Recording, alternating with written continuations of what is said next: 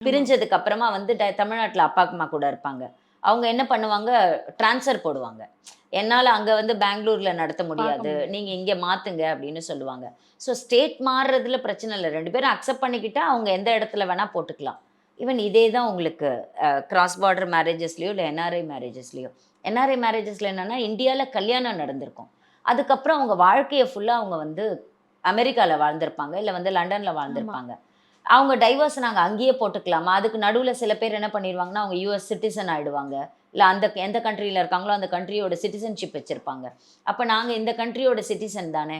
நாங்க இங்கேயே divorce file பண்ணிக்கலாமா? அப்படிங்கிற விஷயம் தான் இப்ப இந்த என்ஆர்ஐ அண்ட் கிராஸ் பார்டர் மேரேஜஸ்ல இருக்கிறது. கண்டிப்பா. கிராஸ் பார்டர் மேரேஜஸ்ல என்னன்னா, அந்த பொண்ணு வந்து ஒரு வேற கண்ட்ரிய சேர்ந்தவங்களா இருப்பாங்க. அவங்க வந்து இந்தியன கல்யாணம் பண்ணிப்பாங்க. இந்தியால கல்யாணம் பண்ணிப்பாங்க. ஸோ இப்ப இவங்க பிரிஞ்சு போனதுக்கப்புறம் இவங்க அங்க போயிடுவாங்க. அவங்க அங்கேயே டைவர்ஸ் போடலாமா? இதுதான் இங்க இருக்கக்கூடிய கேள்விகள் இப்போ.